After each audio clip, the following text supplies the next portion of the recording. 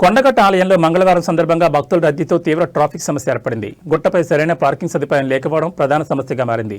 అధిక సంఖ్యలో వాహనాలు రావడంతో తరచూ ఇలాంటి పరిస్థితి నెలకొంటోందని భక్తులు ఆవేదన వ్యక్తం చేస్తున్నారు. ఈ సమస్యకు శాశ్వత పరిష్కారం చూపాలని, అధికారులు చర్యలు తీసుకోవాలని అంజన్న భక్తులు కోరుతున్నారు.